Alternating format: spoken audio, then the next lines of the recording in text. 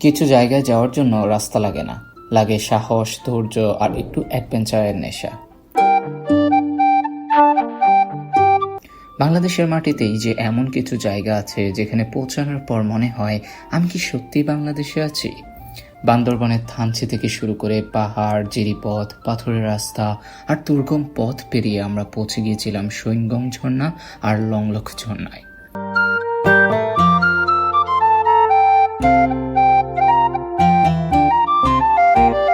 এই পুরো জার্নিটা ছিল কষ্ট, ভয়, অ্যাডভেঞ্চার আর অসাধারণ কিছু মুহূর্তে ভরা। আজকের ভিডিওতে আপনাদের দেখাবো আমাদের সেই পুরো জার্নি, কিভাবে গিয়েছি, পথে কি কি এক্সপেরিয়েন্স হয়েছে আর শেষ পর্যন্ত কেমন ছিল সেই ঝর্ণাগুলো। চলুন শুরু করি আমাদের বান্দরবান অ্যাডভেঞ্চার।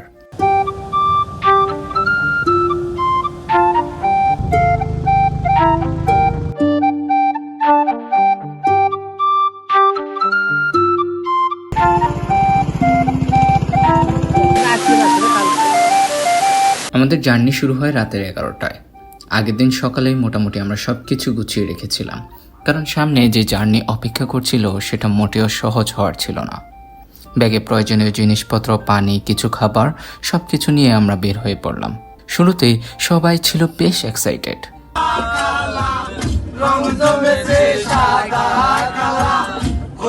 তবে তখনও আমরা বুঝতে পারিনি সামনে আমাদের জন্য কি অপেক্ষা করছে। গাড়ি যতই বান্দরবনের দিকে এগোচ্ছিল ততই শহরের ব্যস্ততা পিছনে পড়ে যাচ্ছিল, আর সামনে আসছিল পাহাড় আর সবুজ প্রকৃতি।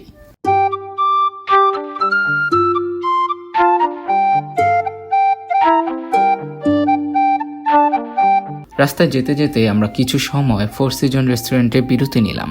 গাইজ, আমরা ফোর সিজন রেস্টুরেন্টের সামনে চলে আসছি। তো আমাদের গন্তব্যটা আগে আপনাদেরকে বলে নিই। সেটা খুব বেশি সময় অবশ্যই এখানে থাকা হয়নি, একটু রেস্ট, কিছু খাবার, ফ্রেশ হয়ে আমরা আবার রওনা দিলাম আমাদের ডেস্টিনেশনে, কারণ সামনে তখনও অনেকটা পথ বাকি।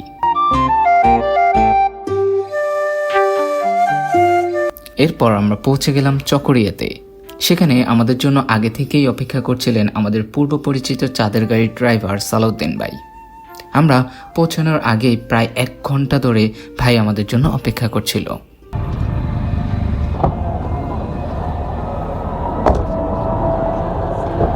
এই যে আমাদের কাঙ্ক্ষিত বাইক চলে আসছে, যার জন্য আমরা এতক্ষণ ওয়েট করলাম। উনিও ওয়েট করলো আমাদের জন্য। চলেন ভাই। এরপর সালাউদ্দিন ভাইকে আমাদের গাড়িতে তুলে নিয়ে আমরা চলে গেলাম যেখানে ওনার চাঁদের গাড়ি রাখা ছিল। সেখান থেকে শুরু হলো আমাদের পরবর্তী জার্নি, চাঁদের গাড়িতে করে থানচির উদ্দেশ্যে।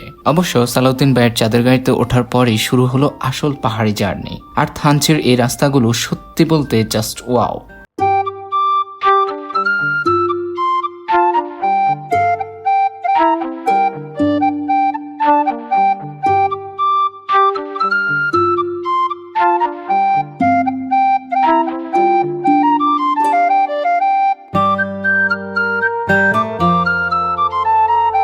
একদিকে পাহাড়, অন্যদিকে গভীর ভ্যালি, আর মাঝখান দিয়ে এঁকে বেঁকে গেল রাস্তা। প্রতিটা টার্ন যেন মনে হচ্ছিল কোথায় যেন পাহাড়ের নিচ গহ্বরে চলে যাচ্ছি। গাড়ির জার্নি যত এগোচ্ছিল আমাদের এক্সাইটমেন্টও তত বাড়ছিল।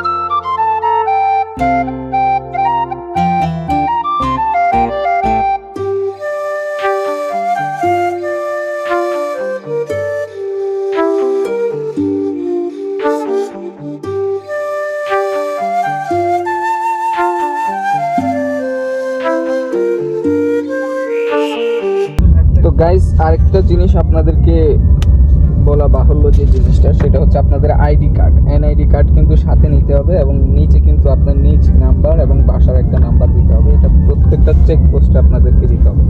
আমরা এখানে 4 জন, যেহেতু আমরা 40 পিস করছি, তো আপনারাও একজনের জন্য 10 পিস করে নিয়ে আসতে পারেন। এটা গাইস, যাওয়ার পথে আমরা হচ্ছে ইয়ংচা আর্মি ক্যাম্পে দাঁড়ালাম। এখানে একটা চেকপোস্ট, এই যে ইয়ংচা আর্মি ক্যাম্প। তো এই চেকপোস্টে আমাদের এনআইডি জমা দিতে হবে, যেটা আপনাদেরকে দেখাইছিলাম। ওটার একটা একটা কপি, প্রত্যেকের একটা একটা কপি জমা দিতে হবে। তো জমা দেওয়ার পরে আমরা চলে যাব।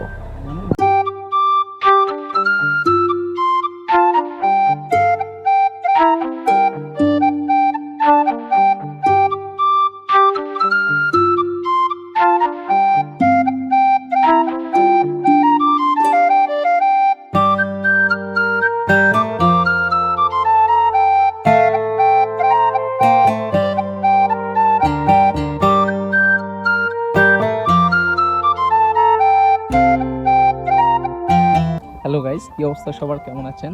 তো আমরা এমন একটা জায়গায় আছি ভাই, পিছের ব্যাকগ্রাউন্ডটা দেখলে যা মনে হবে, কি ভিউ ভাই। তো যে জিনিসটা হচ্ছে সেটা হচ্ছে আমরা আমাদের কারটা হচ্ছে পার্কিং করে, একটা পার্কিং স্পটে পার্কিং করে আমরা হচ্ছে কার নিয়ে বের হয়ে আসছি। আমাদের যেটা চাঁদের গাড়ি সেটা হচ্ছে এখানে আছে। আর ভিউ, ওয়াটা ভিউ। এটা হচ্ছে ডিম পাহাড়ের একেবারে চূড়া, উঁচু চূড়ায় আমরা আছি। আমি যদি আপনাদেরকে নিচু করে একটু দেখাই, কি চমৎকার, তাই না? ওফ। তো আমাদের সবাই এখানে ছবি তুলতেছে, ওখানে ছবি তুলো। তো আমি আপনাদেরকে এদিক দিয়ে ভিউটা দেখালাম আর কি। মানে কি চমৎকার, জানি না ক্যামেরা কতটুকু গেছে।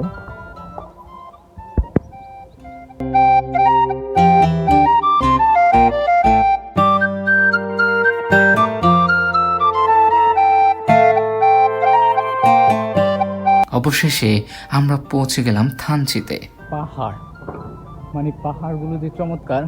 সবচেয়ে ইন্টারেস্টিং কথা হচ্ছে কি, আমি হাঁপাই গেছি ভাই। এই যে এখান থেকে হচ্ছে পাহাড় বেয়ে থানচি ঢানাতে আসতে হয়। এই আমি 30 টাকা কেজি না।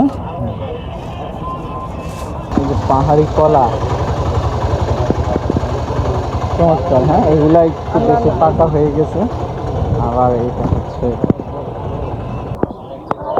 গাইস, আমাদের যেমন কথা তেমন কাজ। আমরা চলে আসলাম সাঙ্গু নদীতে। ভিউ সাঙ্গু নদীর, এখান থেকে আমাদের নৌকা যাত্রা শুরু হবে। থানচিতে পৌঁছে আমাদের পরবর্তী জার্নি ছিল নৌকার জার্নি। এখান থেকে আমরা আমাদের সালাউদ্দিন ভাইকে বিদায় দিলাম এবং গাইডকে সাথে নিয়ে আমরা উঠে পড়লাম আমাদের নৌকায়। নৌকায় আমরা 4 জন, আর ড্রাইভার এবং আমাদের গাইড। একদিকে পাহাড়, অন্যদিকে নদী, আর আমরা সেই পাহাড়ের মাছ দিয়ে নৌকায় এগিয়ে যাচ্ছি।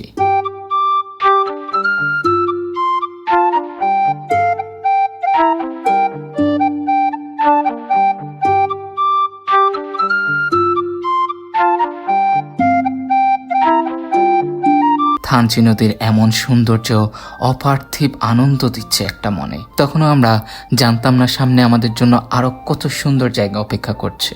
নাফাকুমের পথে যেতে যেতে আমাদের নৌকা একটা জায়গায় থামলো, কারণ সামনে ছিল আরেকটা সুন্দর ডেস্টিনেশন, লংলাখ ঝর্ণা। নৌকা থেকে নেমে আমাদের এখনো ট্রেকিং করতে হবে 1 ঘন্টার মতো, কারণ আমরা লংলখ ঝর্ণা দেখতে যাব। তো বন্ধুরা, যেটা আপনাদেরকে বলবো, যেটা বলার মতো অবস্থা আসলে নাই। যে অবস্থা, লংলাখ ঝর্ণায় যাব আমরা, সেটার জন্য আসছে। আমাদেরকে গাইড নামাই দিছে হচ্ছে এখানটায়, নামাই দিছিল। আমাদের নৌকা ওখানেই আছে। আমরা এখান থেকে হচ্ছে উঠে এই দিকটায় আসছি।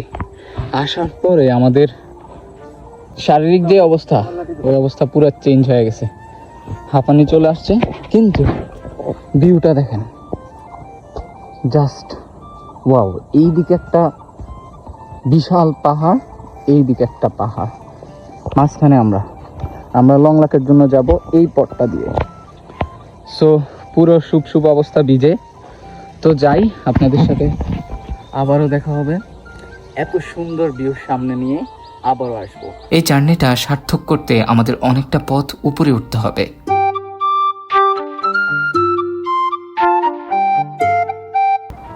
গাইস, আমরা লংলখ পাহাড়ে যখন উঠছি ঝর্ণা দেখার জন্য, এখানে দেখতেছি যে মেঘ ভেসে যাচ্ছে, অনেকগুলো মেঘ।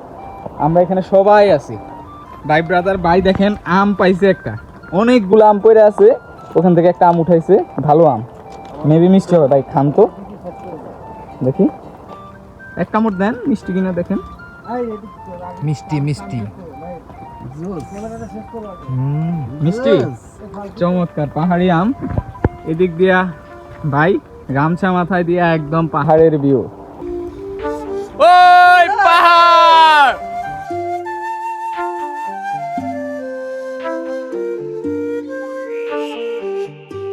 এবং অবশেষে ট্রেকিং শেষে আমরা পেলাম আমাদের সেই অপার্থিব সুন্দর লংলাক ঝর্ণা।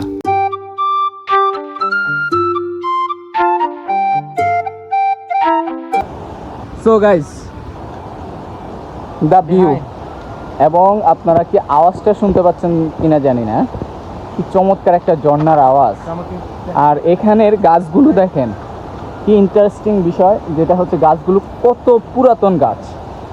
চলেন ট্রেকিং করি একসাথে। এই জায়গাটা দেখার জন্য পুরো 1 ঘন্টা ধরে ট্রেকিং করছে। এবং রাস্তাগুলা ভাই যা ছিল, সেই রাস্তাগুলো দেখেন, পাথর ভাঙা পড়ে সব কিছু পড়ে। বড় ভাই যে এইভাবে আসতে পারছে, চমৎকার একটা বিষয় ভাই। ওনার বয়সে উনি যে এইভাবে ট্রেকিং করে, ট্রেকিংয়ের রাস্তাগুলা দেখেন, জাস্ট অ্যামেজিং। মানে কি বলবো, সেটা হচ্ছে যে পাহাড় ভ্রমণ আসলে কষ্টকর হলেও পরে যদি এরকম পাহাড় চূড়া থেকে ঝর্ণা ছুটে চলে আর বয়ে চলে, তাহলে কেন আমরা পাহাড়ে যাব না? হোয়াই গাইস, ট্রেকিংয়ের রাস্তা দেখেন, পাথর।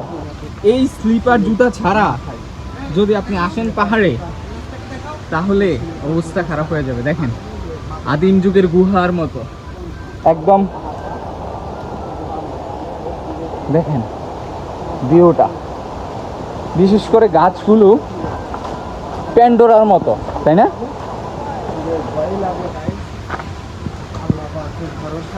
তো রাস্তাগুলো ট্রেকিং দেখেন ভাই, কি ভয়াবহ। কিন্তু ভিউটা, আওয়াজটা হয়তো বা শুনতে পাচ্ছেন, দেখাচ্ছি আপনাদের একটু পরে। দাঁড়া,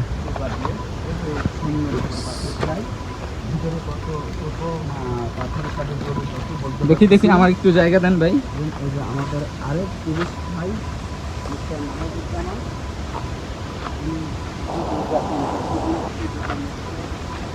সো গাইস, এখানে কিন্তু বৃষ্টি হয়েছিল প্রচুর। What a view guys, what a view.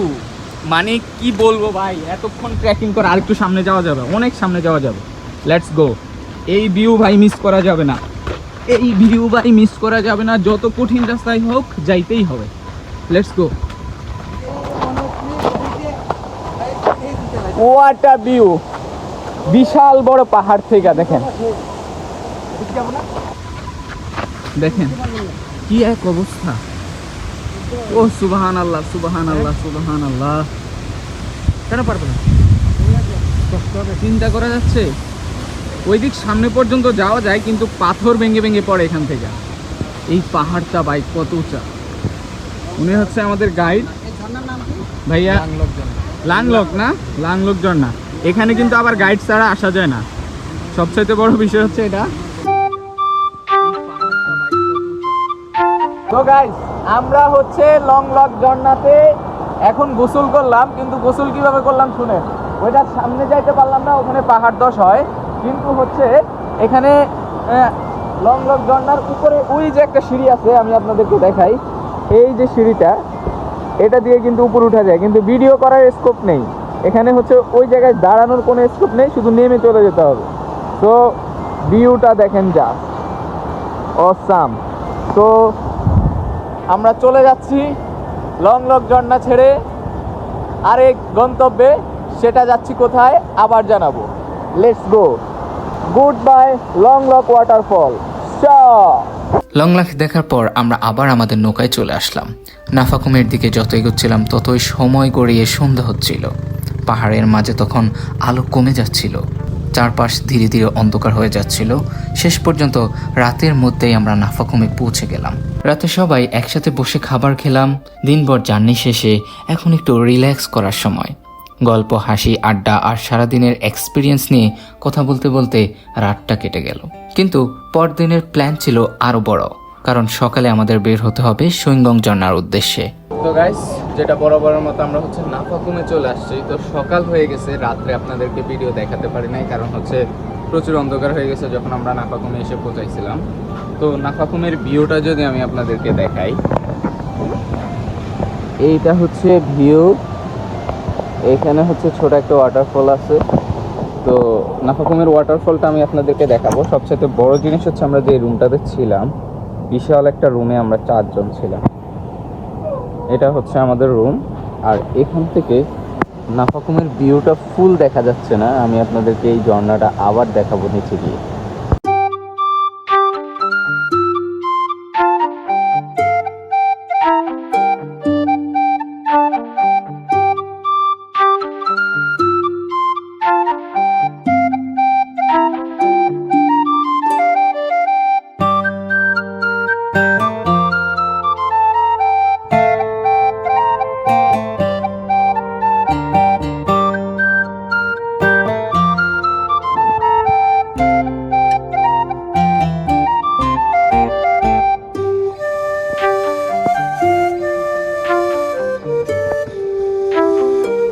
আমাদের আজকের মিশন সুইংগং ঝর্ণা। আজকে বেসিক্যালি পুরো দিনটা ট্রেকিং করতে হবে, কারণ এখান থেকে আমাদের সুইংগং ঝর্ণায় যেতে অন্তত 3 ঘন্টা আমাদের ট্রেকিং করতে হবে। তো এই যে দেখছেন কি অবস্থা, রাস্তাগুলো এত পিচ্ছিল, এগুলো অনেক পিচ্ছিল। আপনার স্লিপার জুতা ছাড়া কোনোভাবেই ম্যানেজ করা পসিবল না, আমি যতটুকু বিশ্বাস করি আর কি। সকালে নাফাকুম থেকে বের হয়ে শুরু হলো আমাদের সবচেয়ে চ্যালেঞ্জিং পার্ট, সুইংগং ঝর্ণার ট্রেকিং। প্রথম দিকে সবাই বেশ এনার্জেটিক ছিল, কিন্তু সময় যত যাচ্ছিল পথ ততই কঠিন হচ্ছিল। কখনো চিরির পানির মধ্য দিয়ে হাঁটতে হয়েছে, কখনো বড় বড় পাথর পার হতে হচ্ছে, আবার কখনো পাহাড়ের ডাল বেয়ে উঠতে হচ্ছে।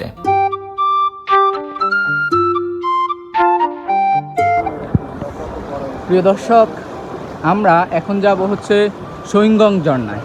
তো সুইংগং ঝর্ণায় যাওয়ার পথে রাস্তাগুলোর ট্রেকিং দেখেন আপনি, ট্রেকিংয়ের লেভেল, হোয়াট আ ভিউ। এখান থেকে ও শেড দেখছেন রাস্তাগুলো, ভাই ভাই ভাই ভাই খুবই ভয়ঙ্কর রাস্তা, প্রত্যেকটা পাথর। তবে ভিউটা অস্থির, আপনাকে দেখাই, চারদিকে পাহাড়। ওকে, একসময় বুঝতে পারলাম আজকে শুধু ঘুরতে আসিনি, আজকে শরীরের একটা প্রপার টেস্ট দিতে এসেছি। তবে গ্রুপের সবাই একে অপরকে সাপোর্ট করছিল, কেউ পিছিয়ে পড়লে অপেক্ষা করছিল, আবার কেউ টায়ার্ড হলে মিলে মোটিভেট করছিল।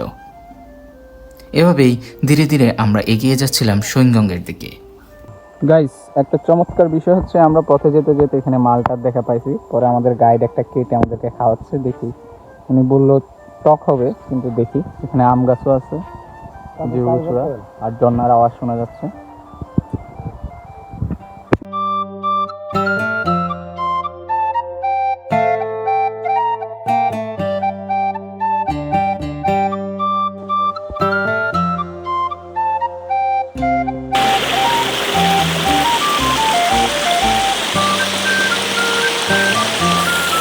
গাইস, আবার যতটুকু উঠছি ততটুকু নামতেছি। এই যে আমাদের ইমরান ভাই নামতেছে। ইমরান ভাই, ভাই কি অবস্থা বলেন? আপনার দেখা তো পাচ্ছি না, আপনি তো আগে আগে চলে যাচ্ছেন আমাদের। তো এই দিকটার ভিউ নিচে যদি দেখাই, মাশাআল্লাহ ভিউ, মাশাআল্লাহ ভিউ। রাস্তাগুলো একটু ট্রেকিং যদি আপনার এদিক সেদিক হয়ে যায়, আপনি মারা খেয়ে যাবেন। তো ভিউটা দেখেন, মোবাইলে এদিক দিয়ে ভিডিও বেশি একটা করা যাবে না। দেখছেন ভাই কি অবস্থা দেখতে পাচ্ছেন? তো এমন সময় ভিডিও করার কোনো মুহূর্ত না, তারপরে বড় ভাই বললো যে ভিডিওটা করতে। তো আমাদের কি অবস্থা দেখেন, পুরাটা খারাপ ভাই, পুরাটা একেবারে খারাপ। সবাই কিভাবে উঠতেছে দেখেন, আমিও দাঁড়াচ্ছি, এমন ভাবে দাঁড়ায় আছি ভাই, উনি কিভাবে উঠতেছে দেখেন। মনির ভাই, কি অবস্থা ভাই? নিচে যদি দেখাই, নিচের রাস্তাটা বোঝা যাচ্ছে কিনা জানি না, আল্লাহ। আমি কিভাবে দাঁড়ায় আছি দেখেন, কিভাবে দাঁড়ায় আছি। তো জুতো পিচ্ছিল হয়ে যাচ্ছে, আর ভিডিও করা সম্ভব না, আর ভিডিও করা সম্ভব না। আগে উঠে নেই। এদিক দিয়ে দেখেন কতটুকু খারাপ। ওই নিচ থেকে আসছি, পুরাটা খাড়া একদম।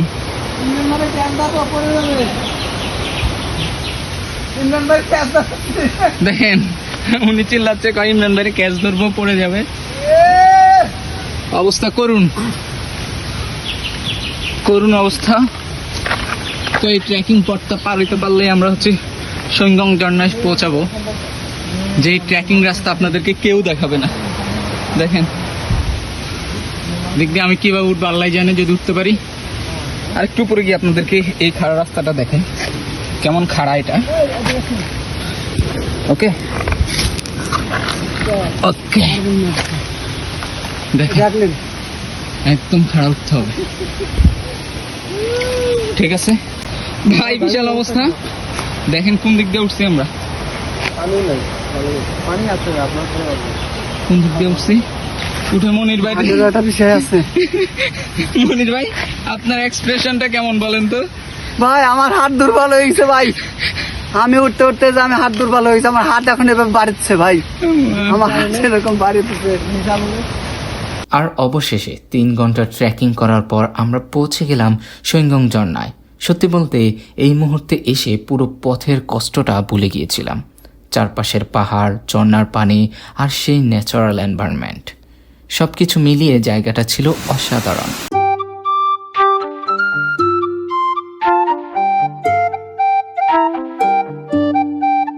কিছুক্ষণ এখানে সময় কাটানোর পর পানিতে নামলাম। ঝর্ণার পানিতে গোসল করার সেই অপার্থিব সৌন্দর্য এবং অপার্থিব অনুভূতি, ছবি তুললাম আর যতটা সম্ভব এই মুহূর্তটা এনজয় করলাম, কারণ আমরা জানতাম এমন জায়গায় বারবার আসার সুযোগ হবে না।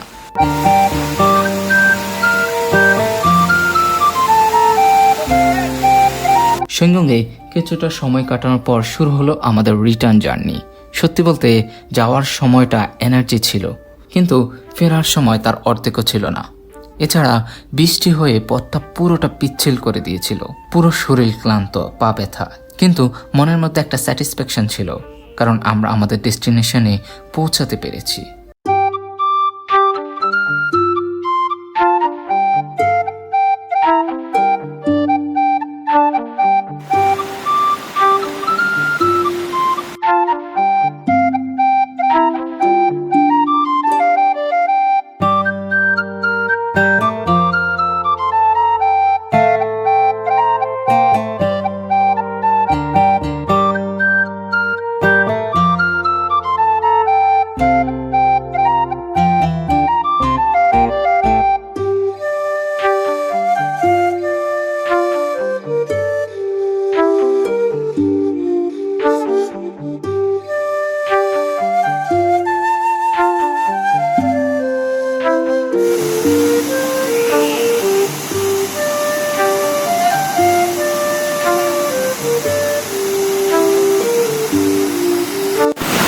গাইস কি অবস্থা দেখেন ডুমুর ফলের, এক একটা ফল কত বড়, যদি নিয়ে দেখাই বিশাল। এই যে ঝর্ণা।